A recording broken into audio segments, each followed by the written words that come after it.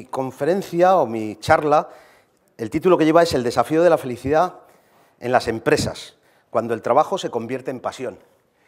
Y la verdad es que fue, bueno, antes de nada quiero agradecer a Francisco Reyes y a la Fundación Caja Canarias, a la Caixa, a todas las instituciones que han tenido a bien invitarme y traerme aquí con vosotros. O sea, que muchísimas gracias y es un placer estar con vosotros.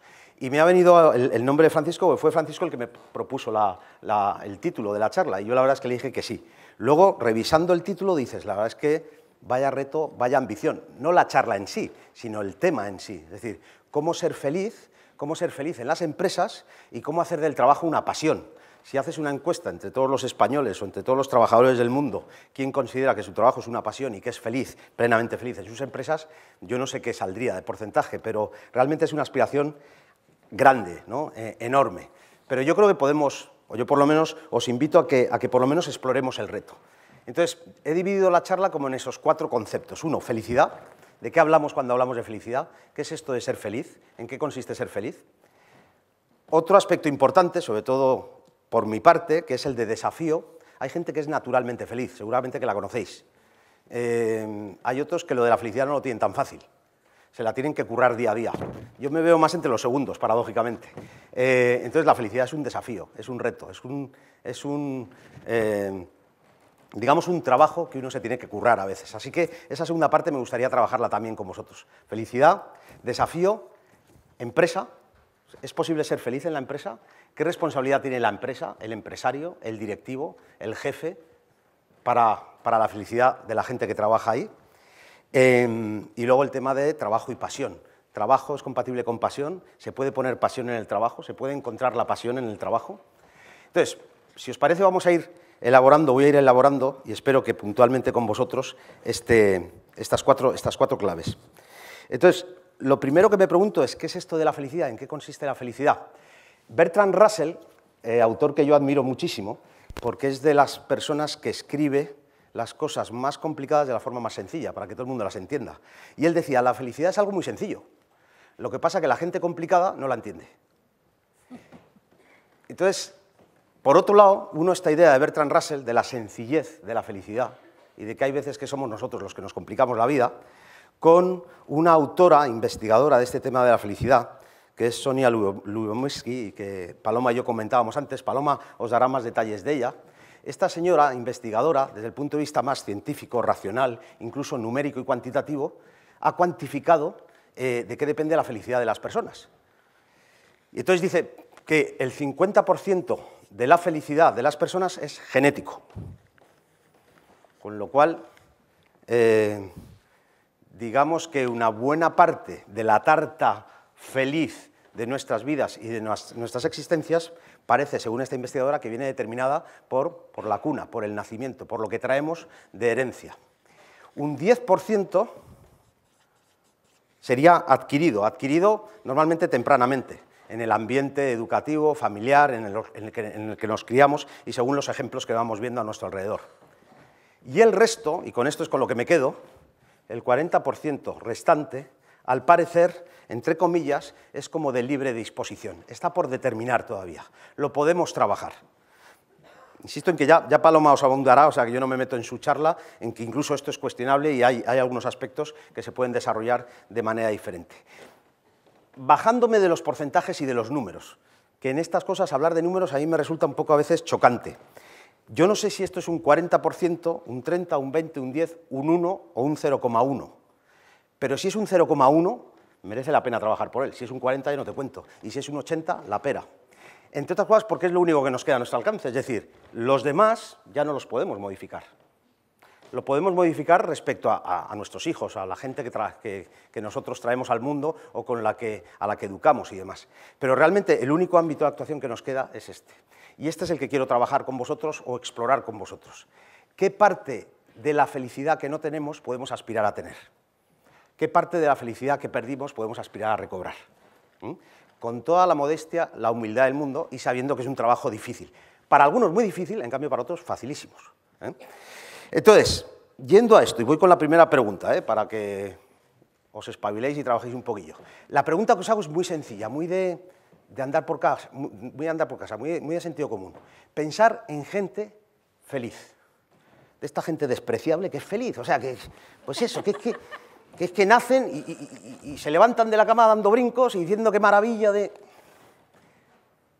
¿A que conocéis a ese tipo de gente? Estáis viendo a esa persona ahora mismo. ¿Qué es lo que tiene esa gente? ¿Qué hace esa gente? Fijaros, más que preguntaros cómo es esa gente, quiero ir a algo más, si es posible, identificable, objetivable, conductuable, que podamos, los que no nos salen tan natural, eso de ser feliz, que podamos por lo menos identificarlo y copiarlo o animarlos a copiar. Alguien que me diga qué es lo que tiene esa persona feliz que hace que sea feliz. ¿Perdón? La risa, el sentido del humor, el disfrute. ¿Qué más? Hacer lo que le gusta. ¿Qué más? Un nivel muy bajo de exigencia, con lo cual hay gente que dice, la felicidad es hacer lo que te gusta o a veces que te guste lo que haces.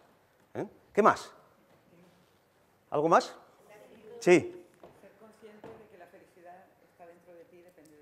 Ser consciente de que la felicidad es algo que depende de nuestra mirada, nuestra atención, que depende de nosotros. ¿Alguien por aquí decía más? ¿Sí? Sentido del humor. ¿Y el sentido del humor cómo se demuestra? No como a veces lo pensamos o lo ejecutamos los españoles, que es reírnos del de al lado. No, el sentido del humor es reírte de uno mismo, tomarte menos en serio, empezar a reírte de ti mismo. Sí. Sacar lo positivo de todo, incluido de los problemas. Y la verdad es que la gente feliz es alucinante porque demuestra que es feliz incluso en los peores momentos. El optimista es aquel que ve en una amenaza una oportunidad, el pesimista es el que ve en una oportunidad una amenaza. Y al final, las dos cosas son lo mismo, ¿no? Sí. ¿Perdón? La despreocupación, la ausencia de miedo, por ejemplo. Muchos identifican la felicidad con la paz, con la ausencia de conflicto, la ausencia de miedo, la ausencia de envidia, la ausencia de control, por ejemplo. En las empresas, algo muy típico, luego iremos a la empresa, pero algo muy típico de la gente que tiene responsabilidad de dirección y demás es el afán de control, quiere controlarlo todo. Y ese afán de control al final te supera. O la perfección, la necesidad de ser perfecto, de no cometer errores. Entonces, claro, eso son cosas bastante incompatibles a veces con la felicidad. Y curioso y paradójicamente son cosas compatibles con el hecho de ser eficaces. Tú eres eficaz, no cometes errores, eres perfectito, pero al final acabas agotado y acabas desgastado y profundamente infeliz. A veces sería mejor no ser tan perfectito, no cumplir tantos objetivos y disfrutar un poco más de la vida. Sí. Pero creo que es una actitud positiva y de valoración de lo que en nuestra vida tenemos, que muchas veces estamos enfocados en la parte negativa y quejándonos, etcétera, y no valoramos lo que tenemos. Entonces, una actitud positiva, independientemente de, por supuesto, apasionada ante el hecho de poder levantarnos todos los días. Totalmente, totalmente. De hecho, ¿perdón? Ser agradecido. Menos mal que he dado las gracias aquí a don Francisco, si no me dejan mal. Ser agradecido. Decir gracias. Sí. ¿Cuánto le cuesta a alguna gente decir gracias, perdón, por favor? Es que son cosas muy básicas que al final a quien beneficia no es al otro, te beneficia a ti. Es como el rencor. El rencor al final no perjudica al cual lanzas el rencor, te perjudica a ti. Como vemos son cosas muy, muy básicas. De hecho, desde el punto de vista de la felicidad y esa mirada interior de la felicidad que hablaban por aquí, lo importante en la vida no es lo que te pasa en la vida, es cómo te tomas lo que te pasa en la vida. Esa es la diferencia. Cómo te tomas lo que te pasa en la vida. Y cómo te tomas lo que te pasa en la vida, de alguna manera marca lo que te va pasando en la vida. Por ejemplo, la gente feliz, cosas que dicen de la gente feliz, que es muy generosa, que se da a los demás, que es servidora. Entonces, claro, hombre, la vida tiene mucho de azar también, y hay veces que no es justa. Pero normalmente cuando das te devuelven. Y todo lo que le das a la vida te lo devuelve. Aunque incluso, a veces, insisto, la vida es tan injusta que no puedes esperar. No puedes esperar eso. Sí, hay alguna mano por ahí, sí. La humildad. La humildad es la... Fijaros, los estudiosos del liderazgo, cuando estudian líderes a todos los niveles, sociales, políticos, empresariales, hay un estudioso del liderazgo, se llama Bill Collins, y este señor estudió como los diferentes niveles del liderazgo, ¿no?, que puede haber, y alcanzó, parece ser, es en un contexto empresarial, o sea, analizó empresas que durante mucho tiempo tuvieran un desempeño muy alto, en términos de resultados y demás, por aquello de tangibilizar un poco lo que estás midiendo, ¿no? Y entonces el tipo dijo, bueno, y estas empresas que tienen unos resultados muy altos durante mucho tiempo y sostenidos, la sostenibilidad que está tan de moda ahora, ¿qué tipo de liderazgos tienen? ¿O qué tipo de líderes han tenido? Y entonces quedaron los líderes nivel 5, había como 5 niveles de liderazgo, bueno, pues el quinto era el superior a todos los demás.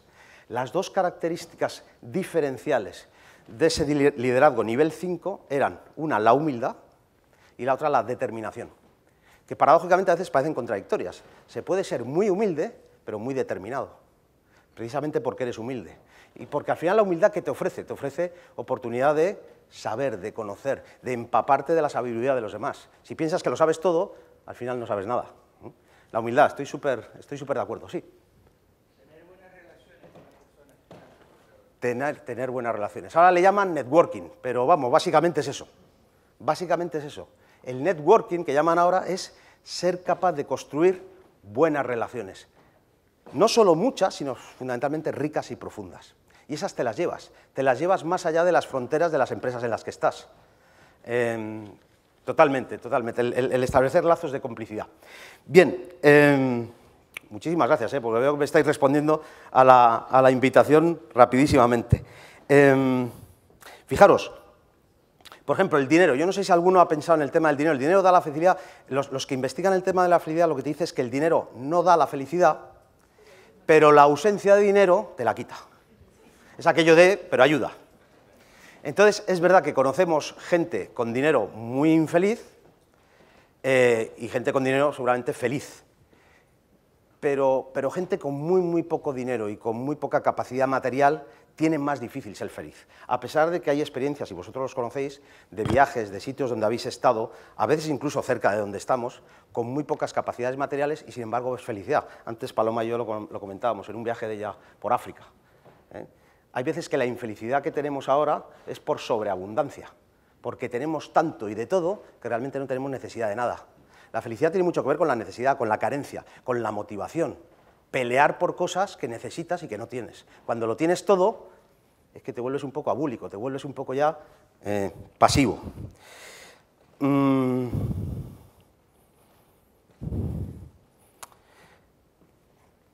En la propuesta esta que os hacía, de decir, bueno, pues vamos a ver cómo nos planteamos esto de ser felices y cómo nos planteamos esto de por lo menos no ser infelices. Porque hay gente, ya no es que activamente quiera ser feliz o no, es que activamente parece que busca la infelicidad, teniendo todas las razones en el mundo para no ser infeliz o incluso para ser feliz. Entonces, fijaros, para mí una de las palabras mágicas que tienen que ver con el tema de la felicidad es la palabra aceptación. Aceptación, yo creo que a más de uno aquí, la palabra aceptación le habrá sonado entre medio mal y fatal. ¿A qué os suena aceptación, sinceramente? ¿Perdón? A conformismo. Resignación. Acogimiento. Conformismo y resignación me suena más bien peyorativo, acogimiento me suena más bien positivo. Ah, el caballero, es que no sabía quién me lo decía.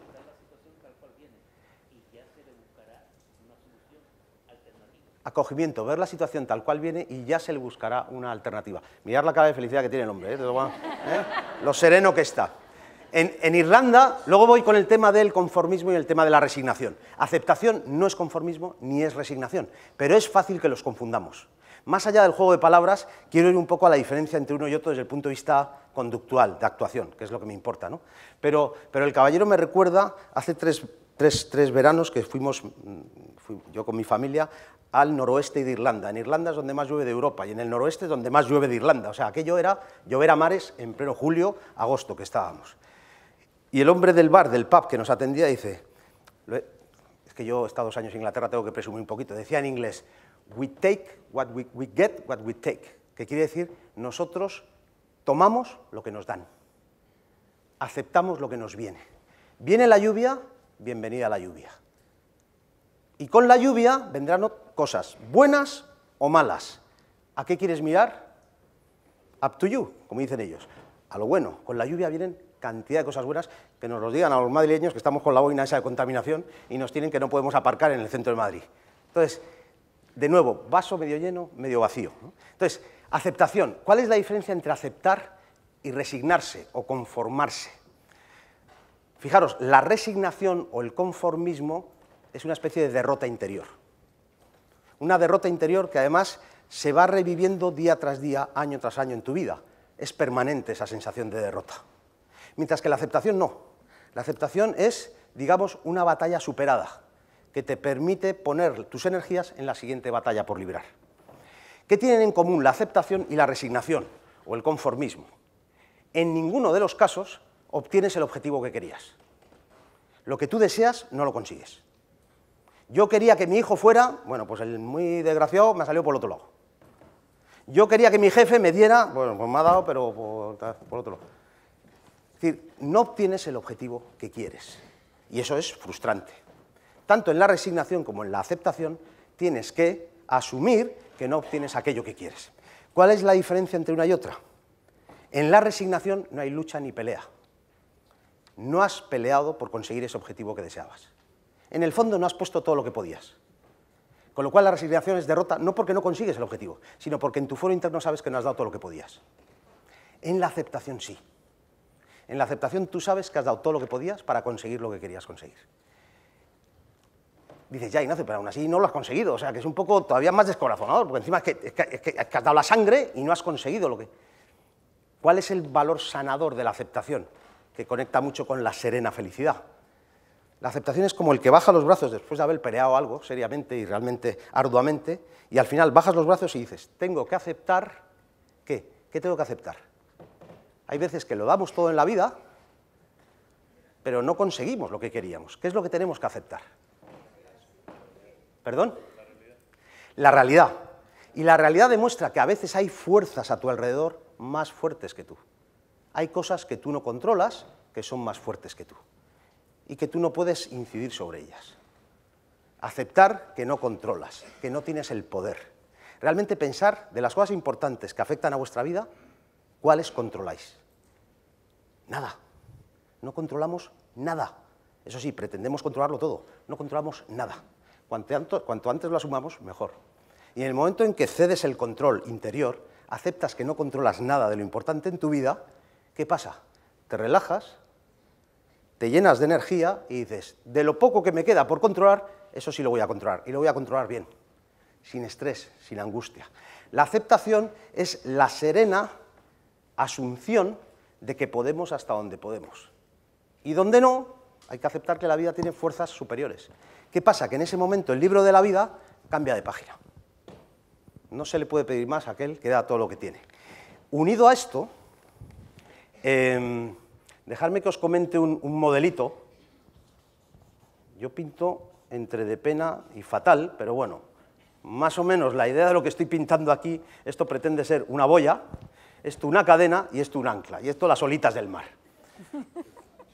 Tampoco aquí es tan explícito mi incapacidad pictórica, por eso lo voy contando. Entonces, ¿la boya qué es? La boya es la conducta.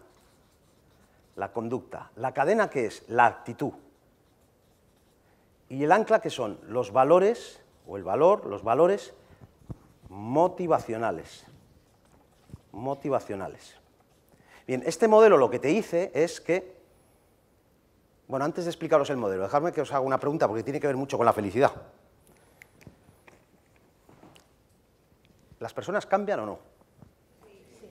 Joder, cuánto optimista hay aquí. Aquí no hay gente feliz, aquí hay gente, vamos... O sea que sí, las gentes cambian sin problema, ¿no? Vuestra experiencia es que la gente cambia cuando tú estás esperando que tu mujer haga lo que nunca ha hecho, sabes que al final lo va a hacer, ¿no? Y cuando tu mujer está esperando que tú hagas... mi mujer lleva permanentemente casada con alguien que todavía no conoce y dice, pero macho, ¿tú con quién te has casado? Sigue esperando de mí cosas que no va a ver en su vida. Vamos a ver, lo que dice la gente que ha estudiado esto del cambio, aunque aquí hay teorías contrapuestas o no, y sobre todo lo que dice este modelo es que, vamos a ver, y no quiero sonar ni escéptico ni cínico, todo lo contrario. Este modelo lo que dice es, ¿la gente cambia? Sí, pero no mucho.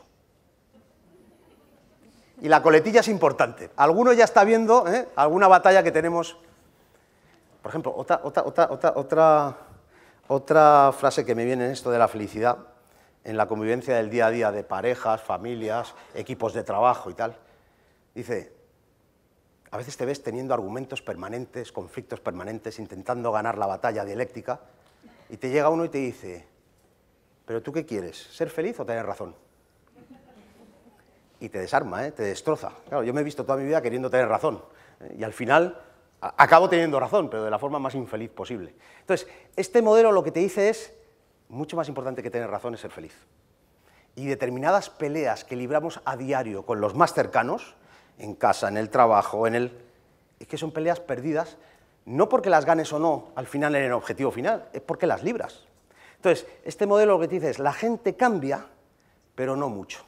Y algo que da mucha infelicidad y mucha frustración es pretender hacer que la gente sea lo que no es.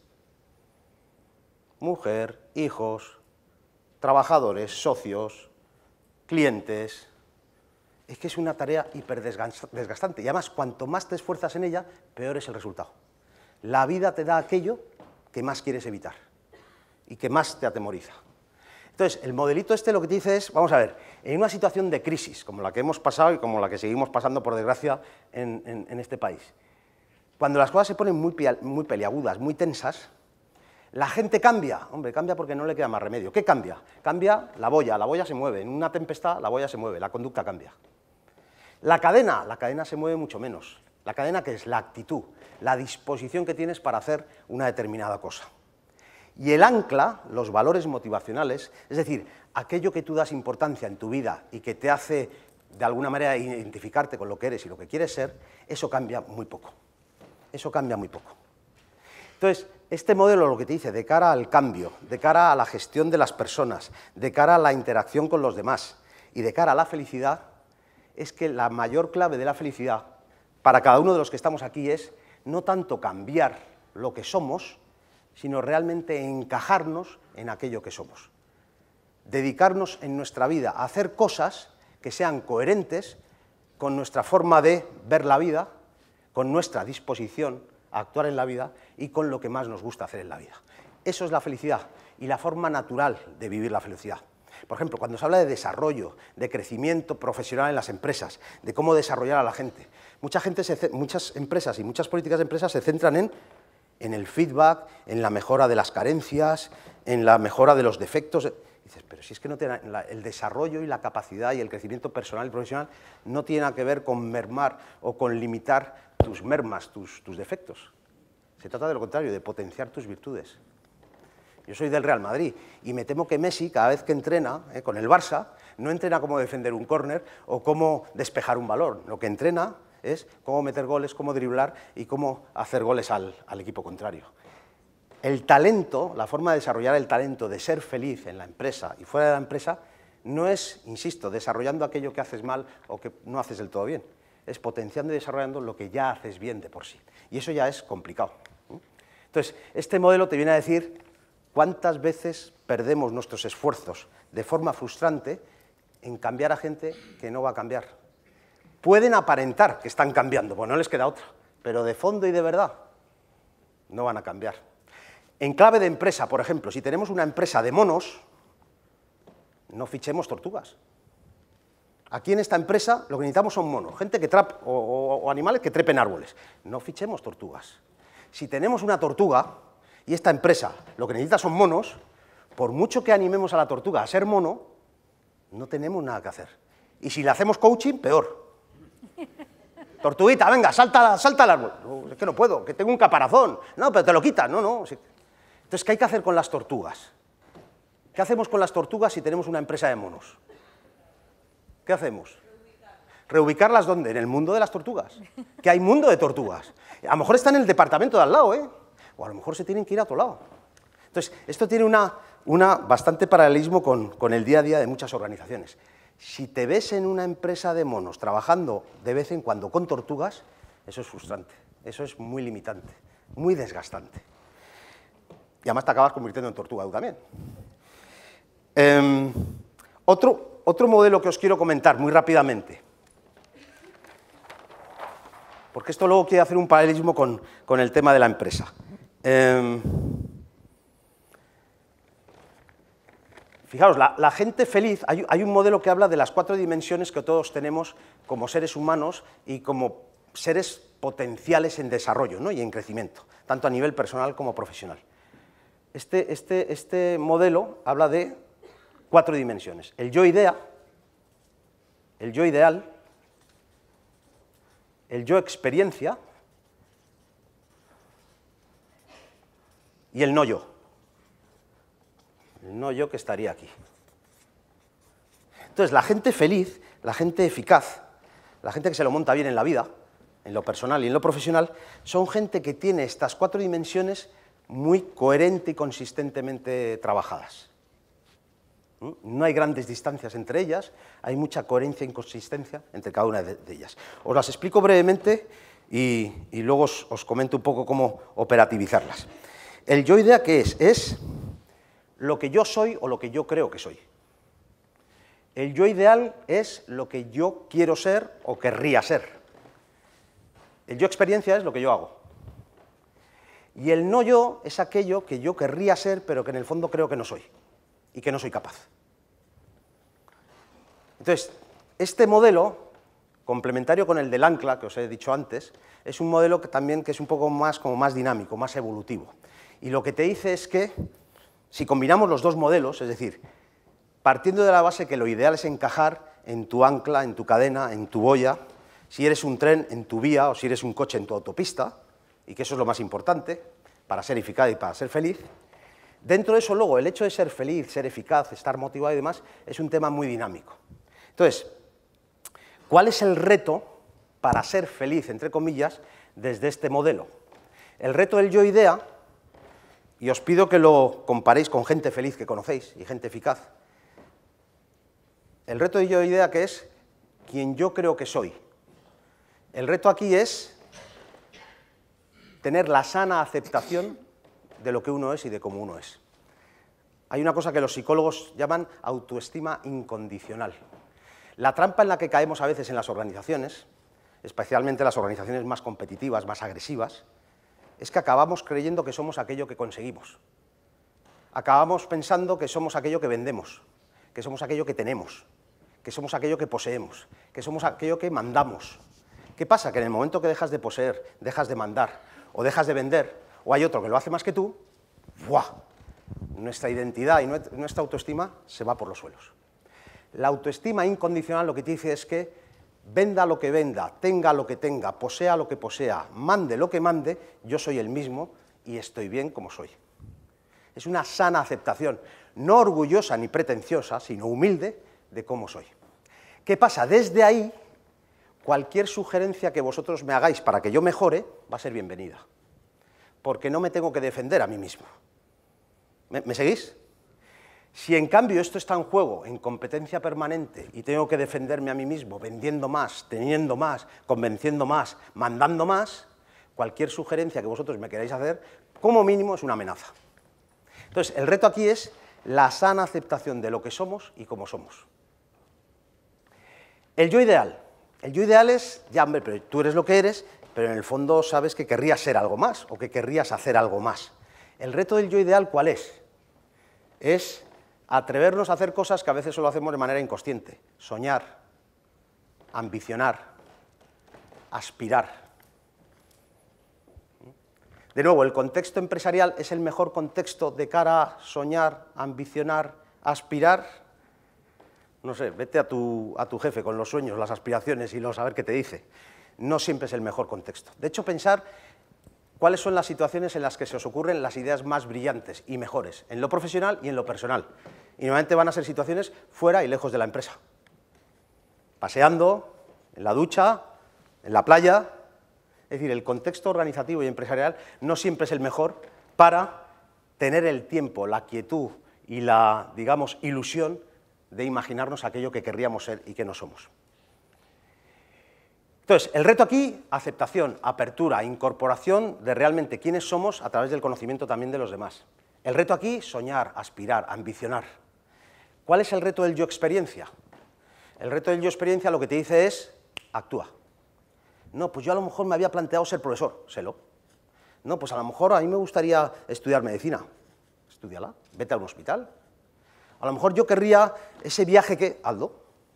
la acción, la experimentación, la prueba y el error. Claro, aquí contamos con digamos, una especie de losa o de piedra pesada, en según qué culturas, pero en la nuestra pesa mucho, que es que el error se paga pago.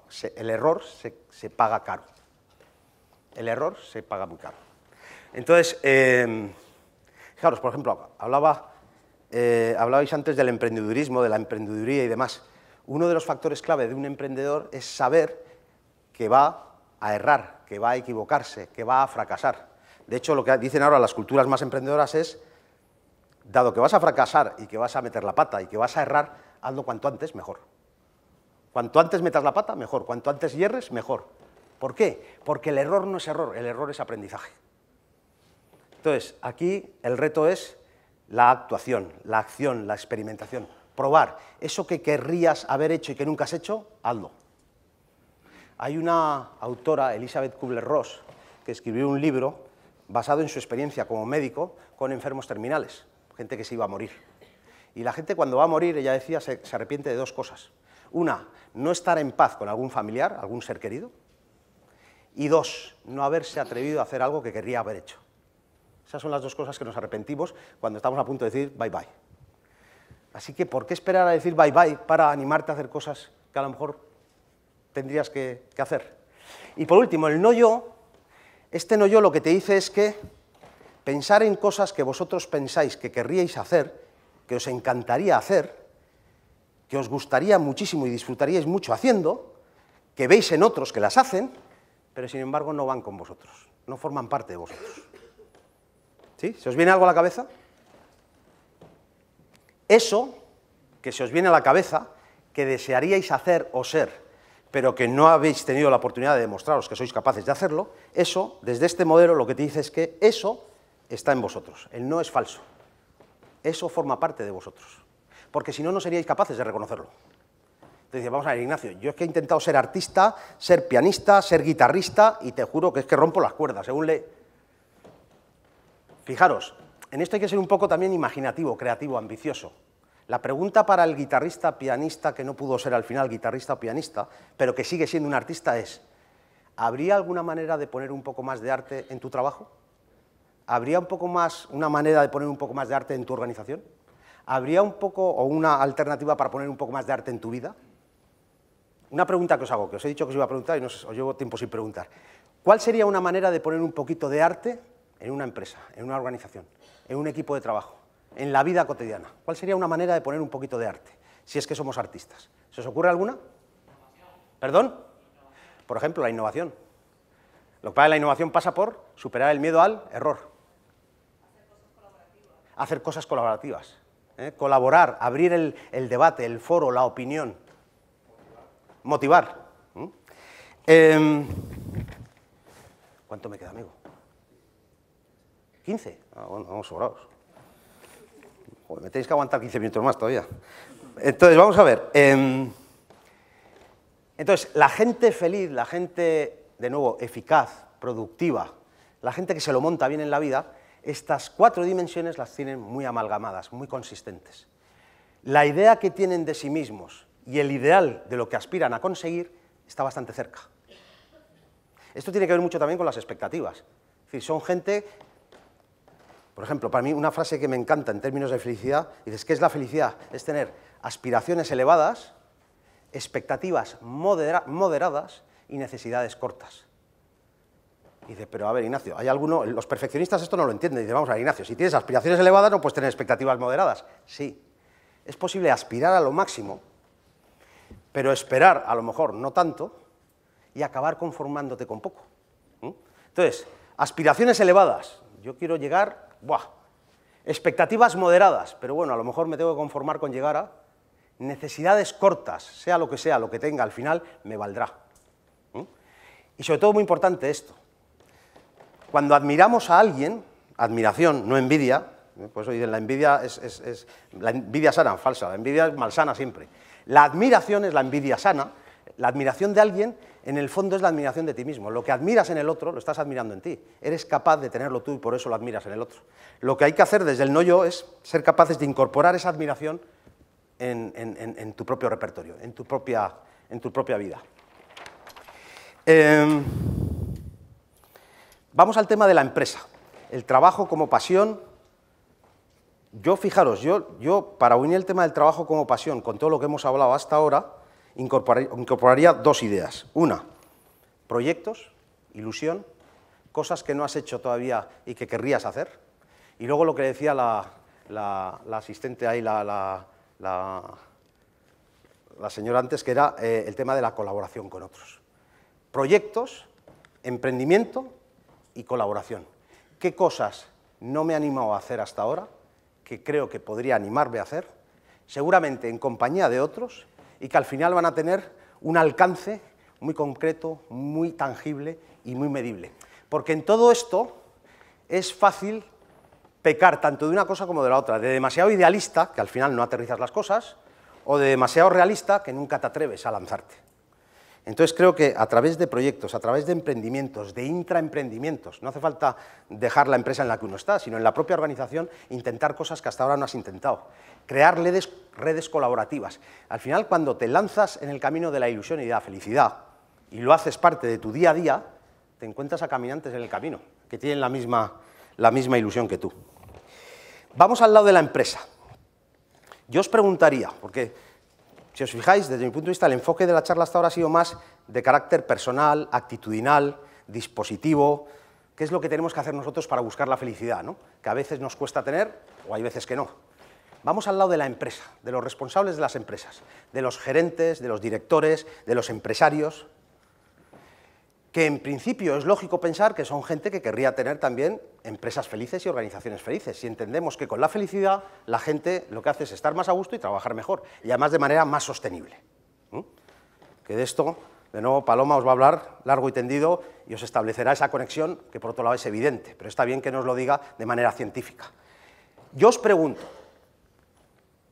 ¿cuál es la responsabilidad de las empresas de cara a que en ellas hubiera un poco más de felicidad o incluso a veces un poco menos de infelicidad? ¿Qué se podría hacer en las empresas para que hubiera un poco más de felicidad o para que hubiera, en según qué empresas, un poco menos de infelicidad? ¿Qué se os ocurre? Animar al conocimiento personal. ¿Qué más? Valorar a los trabajadores. ¿Desde qué medida? Darle valor, darle reconocimiento. Darle valor y reconocimiento. Perdona, no te he oído el principio. Más que adaptar el trabajador al puesto de trabajo, que es lo que te toca, machote, tener un poco de imaginación y de creatividad. Decir, vamos a ver, ¿por qué no adaptamos el puesto de trabajo a las capacidades y a las ilusiones de esta persona? Ojo, es que hay veces que ese camino es más complicado, es más retador, pero mucho más ilusionante y mucho más productivo. ¿Alguien hablaba por aquí? Sí. Buscar un entorno medio donde el conjunto de los trabajadores de la empresa pues puedan expresar los sentimientos hacia el otro. Exacto. Para conocerse mejor. Exacto. Y buscar tanto el positivo como alguna área de mejora. Total. Fijaros, al final, todo esto de que la gente tenga un ámbito donde tenga la posibilidad de hablar, charlar, escucharse, conocerse, para acordar o para desacordar, para darnos la mano o para a lo mejor discutir un poco. Al final, ¿qué es? Y es una de las claves de la felicidad. La felicidad y la gente feliz no lo es porque consiga objetivos, sino porque domina el proceso hasta llegar a los objetivos. No es porque consiga las metas, sino porque se centra en el camino para llegar a las metas. No es porque domine los qués, lo que la gente feliz domina son los cómo. ¿Qué es lo que hemos perdido en algunas organizaciones? Las maneras, las formas, los cómo. Lo que más, vamos a ver, cuando la gente abandonaba los puestos de trabajo en este país, hablo de siglos atrás, la gente abandonaba el puesto de trabajo, ¿por qué? Por los jefes. ¿Y qué es lo que rechazaban más de los jefes? La falta de respeto. Es decir, ya no hablamos de felicidad, hablamos de mínimos, mínimos, mínimos, que nos saltamos a la torera, perdemos las formas, las maneras. Y esa pérdida de formas y maneras, de últimas, en términos de sostenibilidad, acaba por hacernos perder los objetivos y las metas, los resultados. Entonces, fijaros, 8 minutos. Yo la empresa la uno muy mucho a una palabra, que es la palabra jefe. ¿Jefe en qué sentido?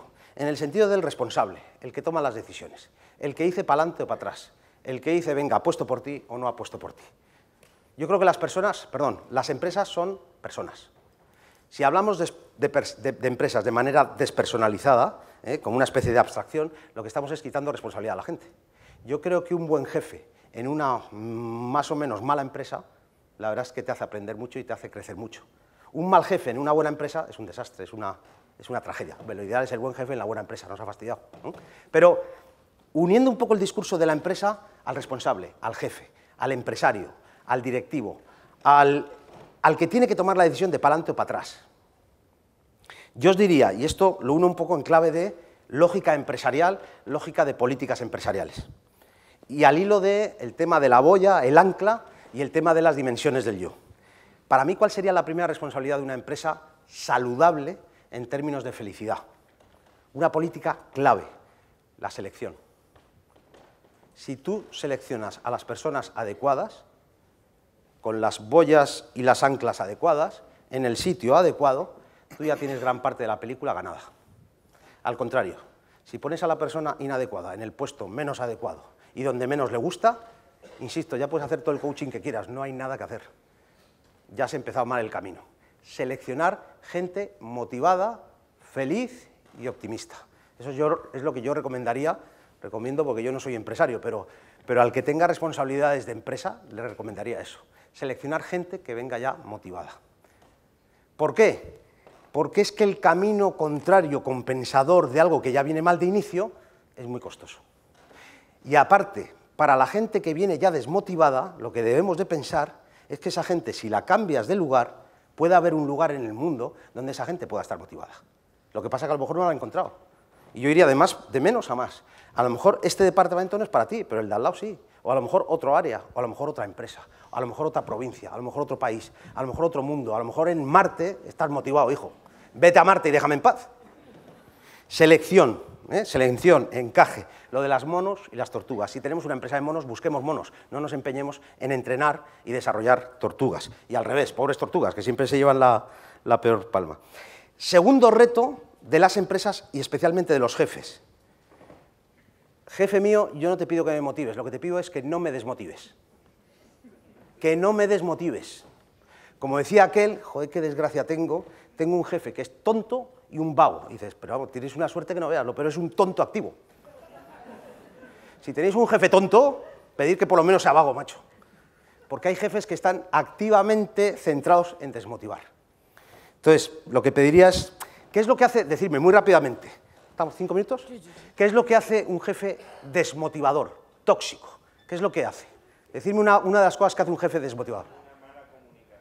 Mala comunicación, por ejemplo, consistente en nula, que no existe.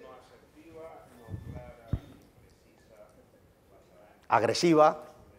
¿Qué más? ¿Qué más hace un jefe desmotivador? Te chupa la energía. ¿Perdón? Te chupa la energía. La consecuencia es que te chupa la energía. Dices, yo no sé qué me pasa, pero cada vez que entro cerca de él en un radio de 1 kilómetro... Entonces, prohibidos jefes desmotivadores, jefes tóxicos, que por desgracia, desde mi experiencia con gente del mundo de la empresa, así los hay. ¿Y cuál es la trampa? Que además parece que aparentemente a corto plazo dan resultado.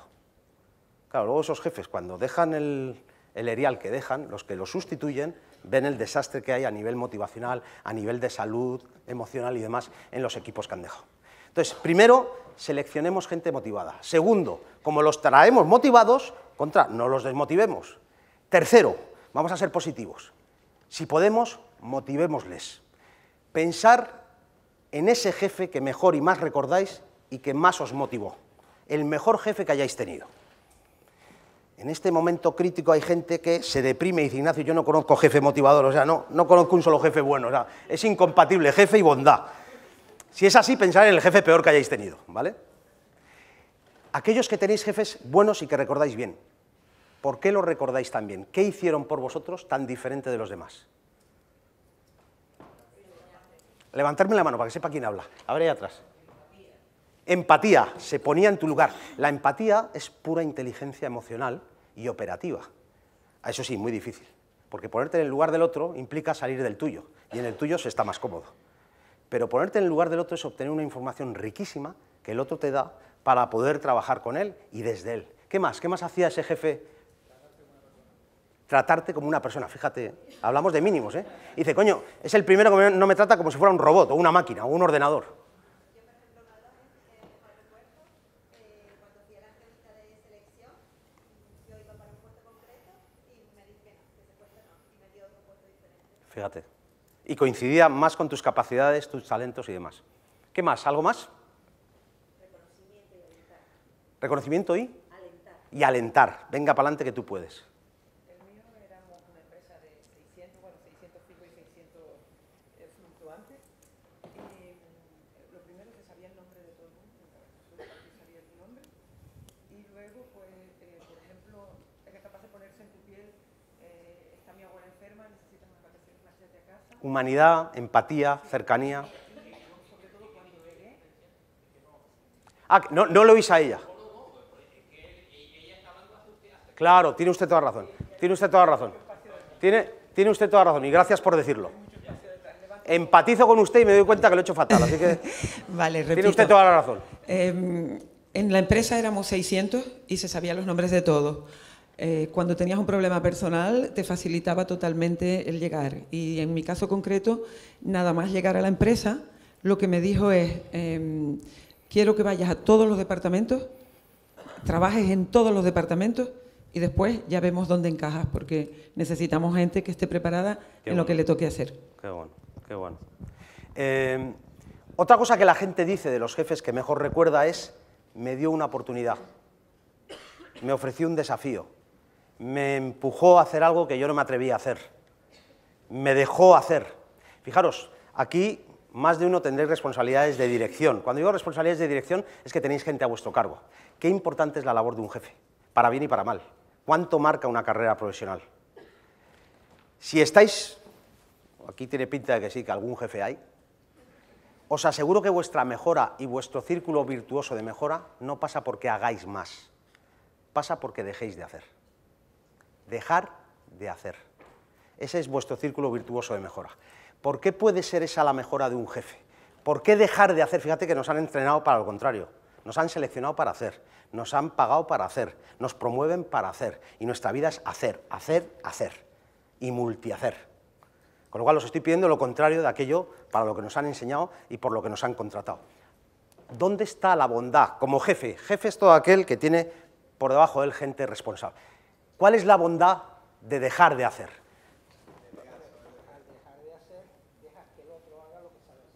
Algo tan sencillo como eso. La gente está deseando hacer cosas que tú no le dejas. ¿Por qué no le dejas? Esto es muy fácil decirlo aquí. Porque dejar hacer tiene su riesgo. Y ese es el control. El control que te dice, que si dejas hacer, la caga. Dejar hacer tiene su riesgo. Pero como todo riesgo hay que saberlo medir con la experiencia, con la prueba y el error, los experimentos en la cocina. Pero os aseguro que esos buenos jefes que recordáis, los recordáis porque os dejaron hacer. Y os dejaron hacer porque dejaron sitio, porque se apartaron de donde estaban. Dejar hacer tiene otra ventaja. La otra ventaja, además, es que el otro hace cosas que estás haciendo tú. Pues fijaros, pagamos sueldos excesivos. Al final, si yo estoy haciendo tu trabajo, mi sueldo es excesivo y el tuyo también. Entonces, tú vas a hacer el trabajo que te corresponde. Y yo voy a hacer ese trabajo que también hace falta hacer. Visionar, anticipar la estrategia.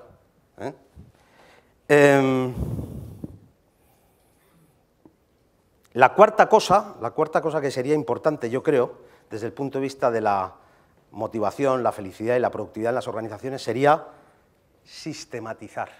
Fijaros, todo esto es muy intangible, conviene tangibilizarlo, conviene materializarlo, conviene visualizarlo y sumarlo, ponerle números. ¿Qué estoy queriendo decir? Las empresas en las que hay altos desempeños y la gente está feliz desempeñando a gran nivel, son empresas donde se sistematizan las cosas. Las cosas se miden, se evalúan, se premian o no se premian, de forma clara, transparente y compartida. Reglas claras, transparentes y meritocráticas. ¿Quién es alguien bueno en tu empresa? Alguien que desempeña bien, alguien que es productivo. ¿Lo sabes? Sí. ¿Eres capaz de medirlo? Sí. ¿Lo puedes reflejar en cifras, en pautas, en comportamientos? Sí. Pues adelante. Si alguna de esas preguntas no las tienes claras o la respuesta es no, nos queda trabajo por hacer. ¿Qué es lo que tiene la gente que hace bien el trabajo en esta organización? Que lo hace a gusto y que lo hace de manera productiva. ¿Qué es lo que hace? ¿Qué es lo que tiene? ¿Qué comportamientos? ¿Qué conductas? ¿Cómo las podemos valorar, medir y premiar? Y ahí cada uno sale en la foto como sale. Es muy injusto no tener medidas estas cosas. ¿Por qué? Porque al final caes en la arbitrariedad.